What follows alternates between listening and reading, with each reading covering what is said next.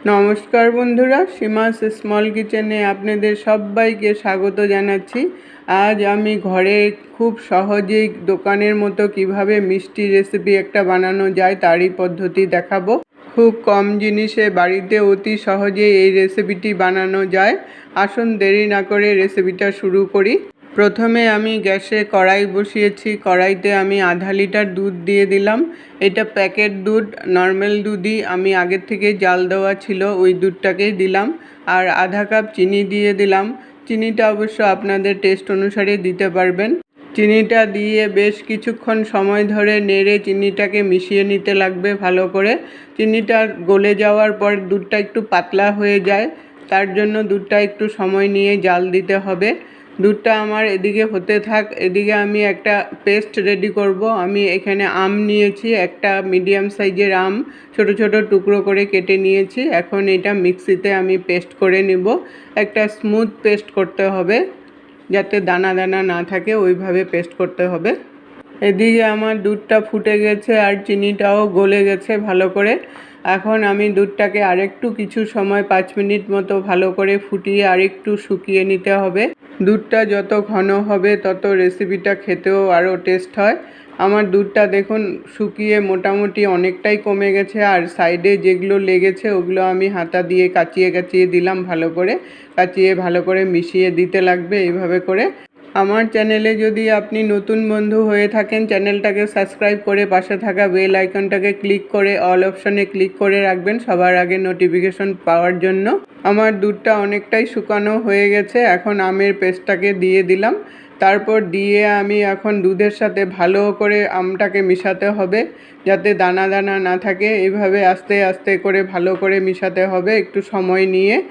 আমটা দুধের সাথে এইভাবে নেড়ে নেড়ে মিশিয়ে যখন একটা স্মুথ ব্যাটার রেডি হবে তখনই বুঝবেন যে আমটা মিশে গেছে। দেখুন আমার একটা স্মুথ ব্যাটার রেডি হয়ে গেছে, আর কোনো রকম ফুড কালার ছাড়াই কি সুন্দর একটা কালার আসছে। এখন আমি মিডিয়াম আঁচে রেখে আমি আরও 5 মিনিটের মতো শুকাতে থাকবো আর অনবরত নাড়তে থাকবো যতক্ষণ না শুকিয়ে আসে। রেসিপিটি যদি আপনারা ইউটিউব চ্যানেল থেকে দেখছেন তাহলে চ্যানেলটাকে সাবস্ক্রাইব করা অনুরোধ রইল, আর যদি ফেসবুক পেজ থেকে দেখছেন তাহলে চ্যানেলটাকে ফলো করার জন্য অনুরোধ রইল। দেখুন আমার ব্যাটারটা অনেকটাই শুকিয়ে আসছে আর একটু ছানা ছানা ভাব চলে আসছে। এখন এটার মধ্যে এখন আমি 10 টাকা দামের একটা পাউডার মিল্ক দিয়ে দেব, যাতে করে তাড়াতাড়ি শুকিয়ে যাবে আরও। আর এইভাবে করে পাউডার মিল্কটা দিলে রেসিপিটা আরও টেস্ট হয় খেতে। গুঁড়ো দুধটা আমি একবারে দিব না, অল্প একটু দিব, দিয়ে তারপর ভালো করে মিশাবো। তারপর আবার একটু দিব, দিয়ে আবার ভালো করে মিশাবো। এইভাবে করে দিতে হবে, না হলে চাক্কা চাক্কা বেঁধে যাবে। পুরো রেসিপিটা স্টেপ বাই স্টেপ ফলো করে আপনারা একবার বাড়িতে বানিয়ে দেখবেন, খুবই ভালো লাগে খেতে। আমার দুধটা দেখুন মোটামুটি মেশানো হয়ে গেছে। এখন আমি এইভাবে নেড়ে নেড়ে আরও কিছুক্ষণ শুকিয়ে নিতে লাগবে। আমার মিশ্রণটা মোটামুটি অনেকটা শুকিয়ে গেছে, আর যার জন্য সাইডে লেগে লেগে গেছে। আমি এটা চামচ দিয়ে এভাবে কাচিয়ে কাচিয়ে আমি এটার সাথে মিক্স করে দেব ভালো করে। আম দুধের মিশ্রণটা অনেকটা শুকিয়ে গেছে আর হাতার থেকে খুলে খুলে আসছে। এইভাবে করে যখন দেখবেন হাতার থেকে খুলে খুলে আসছে তখনই বুঝবেন যে এটা রেডি হয়ে গেছে। এখন আমি আস্তে করে নামিয়ে নেব, নামিয়ে ঠান্ডা করে নেব একটু। পুরোপুরি ঠান্ডা করব না, একটু গরম থাকা অবস্থাতেই করতে হবে। আমি একটা প্লেটের মধ্যে খুবই সামান্য পরিমাণে ঘি মাখিয়ে নিলাম। এইভাবে করে ঘি মাখিয়ে নিলে তাহলে তাড়াতাড়ি করে উঠে যাবে। এখন আমের মিশ্রণটাকে দিয়ে দিলাম। আমের মিশ্রণটা দিয়ে তারপর আমি হাত দিয়ে একটু সমান করে গোল করে নিব, চারিদিকটা যাতে সমান হয় ওইভাবে করে প্রেসার দিয়ে একটু গোল করে নিব।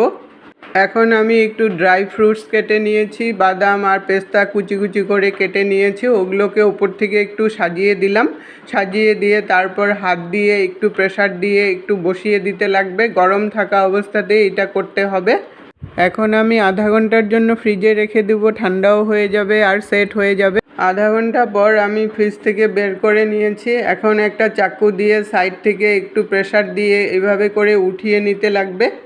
এইভাবে করে চাকু দিয়ে প্রেসার দেওয়াতে কি সুন্দর করে খুলে আসছে। আমি এখন একটা বড় প্লেটে নিয়ে নিলাম। এখন আমি চাকু দিয়ে চৌকো শেপের মতো করে নেব। আপনারা আপনাদের শেপ মতো করতে পারবেন। আমি স্কোয়ার সাইজের একটা যাতে কালাকানের মতো শেপ হয় ওইভাবে আমি চেষ্টা করলাম। দেখুন এইভাবে করে আমি বাকি পিসগুলো কেটে রেডি করে নেব। সবগুলো পিস কেটে রেডি করে নিয়েছি। আজ আমি খুব কম জিনিস দিয়ে দোকানের মতো কালাকান বানালাম আম দিয়ে। তো রেসিপিটা কেমন লাগলো বন্ধুরা কমেন্ট করে জানাবেন। যদি ভালো লেগে থাকে লাইক দিয়ে শেয়ার করে সবাইকে দেখার সুযোগ করে দিবেন। আপনাদের একটা লাইক আমাকে নতুন নতুন রেসিপি বানানোর জন্য খুব উৎসাহ জাগায়। এতক্ষণ সঙ্গে থাকার জন্য অসংখ্য ধন্যবাদ।